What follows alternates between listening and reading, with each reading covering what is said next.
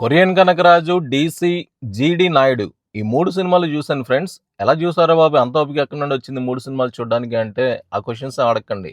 అనుకోకుండా ఎళ్ళాల్సొచ్చింది. నిన్న evening premiere show 'Korean Kanakaraju' చూసాను. అండ్ ఈ రోజు మాత్రం 'డీసీ' అండ్ 'జీడీ నాయుడు' చూసాను. ఈ 3 సినిమాల్లో ఏది పైసా వసూల్, ఏది మనల్ని బాగా ఎక్సైట్ చేసింది, మనం ఫ్యామిలీస్‌తో ఎళ్లి చూడాల్సిన సినిమా ఏమైనా ఉందా ఇందులో? లేదంటే ఓన్లీ అడల్ట్ బేస్డ్ మూవీసేనా? అనేది ఈ వీడియోలో డిస్కస్ చేసుకుందాం. వీడియోలోకెళ్ళే ముందు వీడియోకి ఒక చిన్న లైక్ బటన్ ప్రెస్ చేసి వీడియోని ఎండింగ్ వరకు కంటిన్యూగా చూడండి. ఫస్ట్ మనం 'కొరియన్ కనకరాజు' గురించి మాట్లాడుకుందాం. రక్తసిక్త పిశాచ కొరియన్ కనకరాజు దెయ్యం ఆవాహయామి. 'కొరియన్ కనకరాజు' మూవీలో టు బీ ఫ్రాంక్‌గా మాట్లాడుకుంటే స్టోరీలో కొత్తదనం ఏమి ఉండదు. ఏదో కొంచెం మార్పుగా ఉండాలి కాబట్టి కొరియా బ్యాక్‌డ్రాప్ అయితే తీసుకున్నారు. కథలో ఎక్కడా కూడా ఒక ట్విస్ట్‌లు గాని, ఒక వావ్ అనే మూవ్‌మెంట్ గాని ఏది ఉండదు. అండ్ యాక్టింగ్ వైస్‌గా కూడా కొత్తదనాన్ని చూపించింది ఏమి ఉండదు. ఎందుకంటే వరుణ్ తేజ్ యాక్టింగ్‌లో మొత్తం నాకు పవన్ కళ్యాణ్ గారి ఓజీ అండ్ పవన్ కళ్యాణ్ గారి ఇన్‌ఫ్లూయెన్సే కనిపిస్తా ఉంటది. కంప్లీట్‌గా వరుణ్ తేజ్ మిస్ అయిపోయాడు ఈ మూవీలో. వరుణ్ తేజ్‌ది 'ముకుంద' గాని, 'కంచె' మూవీ గాని ఇలాంటివి చూడండి. ఒక ఒరిజినల్ వరుణ్ తేజ్‌ని చూస్తాం మనం. ఎవరి ఇన్‌ఫ్లూయెన్స్ పడకుండా ఒక జెన్యూన్ వరుణ్ తేజ్‌ని చూస్తాం మనం. అలాంటి యాక్టింగ్ మిస్ అయింది. ఆ వరుణ్ తేజ్ మిస్ అయ్యాడు. సత్య వచ్చిన మోస్ట్ ఆఫ్ ది సీన్స్ కొంచెం కామెడీగానే ఉన్నాయి. అంటే మనోడు హావభావాలతో, మనోడు డైలాగ్ డెలివరీతో కామెడీ పుట్టిస్తాడు. ఏదో పాత సినిమాలోదో ఎన్టీఆర్ గారి డైలాగ్ ఒకటి పెట్టి అంటే రిలీజ్‌కి 1 వీక్ ముందు నుంచి ఆ డైలాగే తిప్పారు. అప్పుడు నాకు అర్థం కాలేదు. కానీ నాకు నిన్న ఈవినింగ్ సినిమా చూసిన తర్వాత సత్యతో ఆ డైలాగ్ చెప్పించడం చాలా షాకింగ్‌గా అనిపించింది. ఆ టైంకి నవ్వొచ్చింది గానీ తర్వాత నాకు అసలు ఇవన్నీ అవసరమా? ఎందుకు ఇవన్నీ పెట్టుకోవడం? సో, కొత్తదనం అంటే వాడిని వీడనుకోవడం, వీడిని వాడనుకోవడం, ఒక కొత్తదనం, కొత్త కథలు, కొత్త ఎక్సైట్‌మెంట్‌ని మనం ప్రేక్షకులకి ఇవ్వాలి. ఇలాంటి ఆలోచనలు ఏం లేవు. ఎంతసేపు వాడిని వీడిని కెలుక్కోవడం, వీడు వాడు ఏదో అనుకోవడం, అంత సాటిస్ఫాక్షన్‌గా అనిపించలేదు. అండ్ ఓవరాల్‌గా కూడా ఆ సినిమాలో ఫస్ట్ ఇంపాక్ట్ ఎప్పుడైతే కొరియాకి వెళ్ళాల్సిన రీజన్ మనోడు ఏదైతే ఆల్కహాల్ తాగడం అందులో పోసుకొని, అదంతా కొంతవరకు యాక్సెప్టబుల్‌గానే ఉంది గానీ, క్లైమాక్స్ నాకు చాలా డిసప్పాయింటింగ్‌గా అనిపించింది. ఎందుకంటే ఒక 10థ్ క్లాస్ స్టూడెంట్, 8థ్ క్లాస్ స్టూడెంట్ ఏఐలో క్రియేట్ చేసిన వీడియోస్‌ని ఒక 70 స్క్రీన్ మీద ఒక క్లైమాక్స్ ఫైట్‌గానే పెట్టేశారు. అది నిజంగా ఎంత ఫూలిష్‌గా అనిపించిందో నాకైతే. ఒక ఆత్మ నిజంగా ఏదో తన రివెంజ్ తీర్చుకోవాలనో, ఏం జరిగిందో తెలుసుకోవాలనో అనుకున్నప్పుడు, ఏ బాడీలోకి దూరకుండానే ఆ లావిడ్ని కొట్టడానికి ఎళ్ళిపోయినప్పుడు, అంత పెద్ద ఫైట్‌ని చేయగలిగినప్పుడు, అసలు ఈ కనకరాజు దగ్గరికి రావడం ఎందుకు? వాడి బాడీని వాడుకోవడం ఎందుకు? లాజిక్స్ చాలా మిస్ అయిపోయారు సినిమాలో. అసలు క్లైమాక్స్ ఒళ్ళు దగ్గర పెట్టుకొని రాయలేదా? ఏదో ఆడతా పాడతా చాలా గ్రాంటెడ్‌గా తీసేసుకున్నారా అనిపించింది నాకు. దాదాపుగా 35 కోట్లు ఖర్చు పెట్టారంట సినిమాకి. వండర్‌ఫుల్ ఫిల్మ్స్ తీయొచ్చు ఆ బడ్జెట్‌లో. ఇలాంటి సబ్జెక్ట్‌ని, ఇలాంటి సినిమాని మాత్రం నేనైతే ఎక్స్‌పెక్ట్ చేయలేదు. But okay. పర్లేదు. చిన్న పిల్లలు మాత్రం కొంతవరకు ఎక్సైట్ అవుతారు ఈ సినిమాకి. ఈ సినిమాలో అసలు ఆ ఎన్టీఆర్‌కి సంబంధించిన డైలాగ్ తీసేయమని కొంతమంది అడుగుతున్నారు. బట్ తీస్తారా, ఉంచుతారా అనేది వీళ్ళకే తెలియాలి. మరి వీళ్ళేమంటారో చూడాలి. మీ స్ట్రోక్ చాలా ఎమెచ్యూరిటీగా ఉంది. ఇదివరకు ఎప్పుడైనా ఫైట్ చేశారా? నెక్స్ట్ సినిమా వచ్చేసి 'డీసీ'.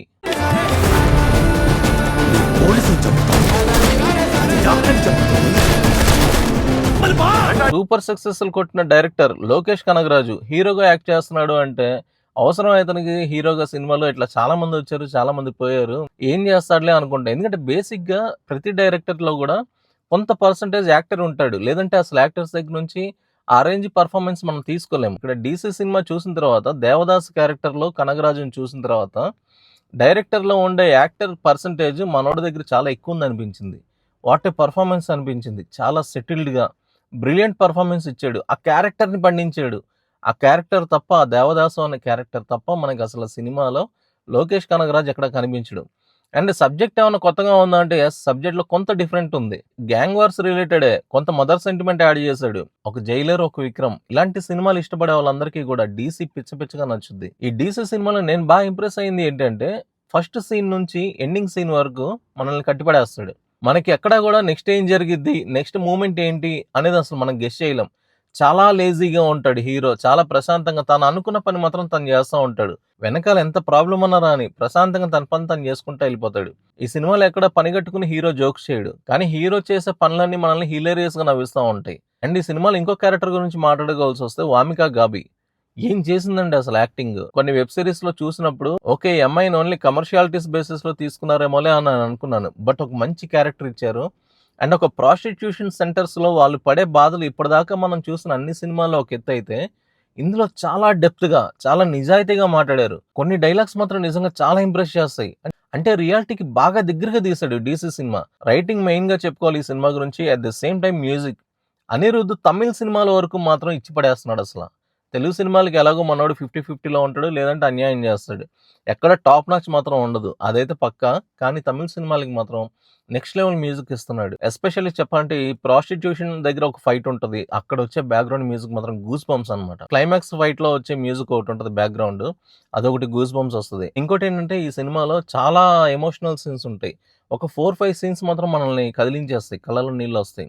ఆ రేంజ్ ఎమోషన్ పండుతా ఉంటది. ఒకవేళ 'జైలర్', 'విక్రమ్' ఇలాంటి సినిమాల్ని బాగా ఇష్టపడిన వాళ్ళు ఎవరైనా ఉంటే మాత్రం ఈ సినిమాకి ఒక బెస్ట్ చాయిస్‌గా తీసుకోవచ్చు ఈ వీకెండ్. ఇంకోటేంటంటే ఈ సినిమా ఏ సర్టిఫికేట్‌తో ఉంది కాబట్టి బిలో 18 ఇయర్స్ ఉన్న వాళ్ళని అలో చేయరు. అడల్ట్ డైలాగ్స్ కొన్నున్నాయి. కొంత రక్తపాతం ఎక్కువగా ఉండడం వల్ల ఏ సర్టిఫికేట్ ఇచ్చినట్టున్నారు. సో ఎళ్ళే ముందు ఒకసారి చెక్ చేసుకోండి. బిలో 18 అయితే మాత్రం నాట్ అలౌడ్. మీ ఏరియాస్‌లో అలౌ చేస్తుంటే మాత్రం హ్యాపీగా ఎళ్లి చూడండి. ఎందుకంటే చిన్న పిల్లలతో చూడలేని అసభ్యకరమైన సినిమా అయితే కాదు. వేరే అడల్టరీ కంటెంట్ ఏం లేదు గానీ అడల్ట్ డైలాగ్స్ ఉన్నాయి. అవి ఒకవేళ పిల్లలకి అర్థమవుతాయేమో అని అనుకుంటే మాత్రం పిల్లల్ని స్కిప్ కొట్టేయండి. సో పెద్దవాళ్ళకి మాత్రం 'డీసీ' సినిమా ఒక బెస్ట్ చాయిస్ అని చెప్పుకోవచ్చు. నెక్స్ట్ 'జీడీ నాయుడు'. జీడి నాయుడు చిరుచినుకులు కడలిగా పెరుగు ఈ సినిమా నేను కేవలం మాధవన్ గారి కోసం వెళ్ళాను. ఆయనంటే నాకు చిన్నప్పటి నుండి చాలా మంచి ఇంప్రెషన్ ఉంది. చాలా గ్రేట్ యాక్టర్. ఒక మంచి మంచి సెలక్షన్స్ ఉంటాయి ఆయన మూవీస్. 'గురు' దగ్గర నుంచి తీసుకుంటే లాస్ట్ టైం వచ్చిన 'రాకెటరీ' గానీ, ఇప్పుడు రిలీజ్ అయిన 'జీడీ నాయుడు' గానీ చాలా డిఫరెంట్ కాన్సెప్ట్స్ తీసుకుంటాడు. అది బయోపిక్సే గానీ ఎందుకంటే ఇలాంటి బయోపిక్స్ నిజంగా చెప్పాలంటే టు బి ఫ్రాంక్ ఈ సినిమా బయోపిక్ కదా! అంటే 'జీడీ నాయుడు' బయోపిక్ కదా! మధ్య మధ్యలో ఏమైనా బోర్ కొట్టిద్దేమో. ఎందుకంటే అంత కమర్షియాలిటీస్ పెట్టుకోలేరు కదా! స్కోప్ ఉండదు కదా అనుకున్నా. స్టన్నింగ్‌లీ ఈ సినిమా చాలా కమర్షియల్ వేలోనే ఎళ్ళింది. బాగా హ్యాండిల్ చేశాడు. పర్ఫార్మెన్స్ అయితే పీక్స్ అసల. ఈ సినిమా మొత్తంలో మనకి స్క్రీన్ మీద కనిపించేది మాధవన్ గారు, జయరామ్ గారు, రాజ్ గారు. వీళ్ళ ముగ్గురే సినిమా నిలబెట్టింది. క్యారెక్టర్స్ మాత్రం డిజైనింగ్ చాలా బాగుంది. బాగా పర్ఫార్మ్ చేశారు. అసలు ఎక్కడ కూడా మనకి పర్సన్స్ కనిపించరు. ఆ క్యారెక్టర్సే కనిపిస్తాయి. అండ్ ఇంకోటేంటంటే ఈ సినిమాలో ఒక 2, 3 సీన్స్ బాగా ఎమోషనల్ అవుతాము. సర్ప్రైజింగ్‌లీ ఈ సినిమాలో కామెడీ సీన్స్ ఎక్కువున్నాయి. అంటే ఏదో అతికించినట్టుగా, ఏదో రాసినట్టుగా కాదు. ఆర్గానిక్‌గా సిట్యుయేషన్‌కి తగ్గట్టుగా కామెడీ జనరేట్ అవుతా ఉంటది. ఎంజాయ్ చేస్తాం. అసలు ఈ సినిమా కాన్సెప్ట్ ఏంట్రా అంటే ఎడ్యుకేషన్‌తో సంబంధం లేకుండా మన మేధాశక్తిని పరిపూర్ణంగా వాడితే మనం ఎలాంటి హైట్స్ రీచ్ అవ్వచ్చు. ఎంత గొప్ప గొప్ప విజయాలు అచీవ్ చేయొచ్చు మనం అనేది ఈ సినిమా ముఖ్య ఉద్దేశం. నిజానికి ఇలాంటి సినిమాలు స్టూడెంట్స్‌కి చాలా అవసరం. వీలైతే మాత్రం ఎందుకంటే ఈ సినిమా నాకు తెలిసి ఎక్కువగా థియేటర్స్ ఇవ్వలేదనుకుంటా. కాంపిటీషన్ ఎక్కువ ఉంది కాబట్టి. ఒకవేళ మీ ఏరియాలో, మీ ప్రాంతంలో ఏదైనా థియేటర్స్‌లో 'జీడీ నాయుడు' సినిమా ఉంది అంటే మాత్రం ఖచ్చితంగా స్టూడెంట్స్ అయ్యుంటే మీ పిల్లలు వాళ్ళు ఏ క్లాస్ అయినా సరే సెకండ్ క్లాస్ కానీ, థర్డ్ క్లాస్ కానీ, ఫోర్త్ వాటెవర్ ఇలాంటి స్టూడెంట్స్ ఉన్న పేరెంట్స్ ఎవరైనా ఉంటే మాత్రం స్టూడెంట్స్‌ని తీసుకొని 'జీడీ నాయుడు' సినిమాకెళ్ళండి. అది ఖచ్చితంగా ప్రతి స్టూడెంట్ చూడాల్సిన సినిమా. వాళ్ళకి ఖచ్చితంగా ఒక ఆలోచన అయితే పడిద్ది బ్రెయిన్‌లో. అంటే మనం ఏం చేస్తున్నాం? మన బ్రెయిన్‌ని ఎలా వాడుతున్నాము అని. నాకు ఈ సినిమాలో నేను బాగా ఇంప్రెస్ అయిపోయిన ఒకే ఒక్క డైలాగ్ మాత్రం స్పాయిలర్ అలర్టే అనుకోండి, వాటెవర్ ఏదైనా అనుకోండి. నేను అది మాత్రం చెప్తాను మీరు. ఈ సినిమా ఎందుకు చూడాలో మీకు అర్థమైపోద్ది. ఒకానొక టైంలో మాధవన్ అంటాడు. అక్కడ కుర్రాళ్ళందరిని కూర్చోబెట్టిన తర్వాత వాళ్ళందరూ టీ షర్ట్స్ మీద, వాళ్ళ బట్టల మీద హీరోలు, హీరోయిన్‌లు ఫోటోలేసుకొని కూర్చుంటా ఉంటారు లైన్‌గా ఒక సందర్భంలో. అలా కూర్చున్నప్పుడు మాధవన్ అప్పటికి అతని ఏజ్ దాదాపుగా 80 ఇయర్స్ దాటిపోతా ఉంటది. మన దేశంలో ఉన్న యువత కోసం ఆయన ఏదైతే జీవితకాలం కష్టపడ్డాడో, ఏవైతే ఇన్నోవేషన్స్ చేశాడో, ఏవైతే పరితపించి విదేశాల్లో ఉన్న టెక్నాలజీని మనకి అనువదించి మన దగ్గర కొత్త సాంకేతికతను క్రియేట్ చేసి, మన కుర్రాళ్ళకి అంటే మన యువతకి ఇవన్నీ ఉపయోగపడాలి. మన యువతకి నైపుణ్యం పెరగాలి అని ఆయన జీవితకాలం ఏదైతే ట్రై చేశాడో, చివరికి ఆ కుర్రాళ్ళందరూ హీరోలు, హీరోయిన్‌ల ఫోటోలేసుకొని కూర్చుంటే, అవన్నీ డిస్మాంటిల్ చేస్తా మాధవన్ ఒక డైలాగ్ అంటాడు. "మీ షర్ట్‌ల మీద ఏమున్నాయి?" అని అడుగుతాడు.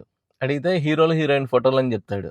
ఆయన కట్టుకొచ్చిన చీర కూడా హీరో, హీరోయిన్‌ల ఫోటోనే ఉంటది. ఇదే కదా మీకు కావాలి? ఓహ్! నా దగ్గర కూడా ఇదే ఉంది. నేను మొన్న జపాన్ ఎళ్ళినప్పుడు అక్కడ కుర్రాళ్ళ బట్టల మీద ఏమున్నాయో తెలుసా మీకు?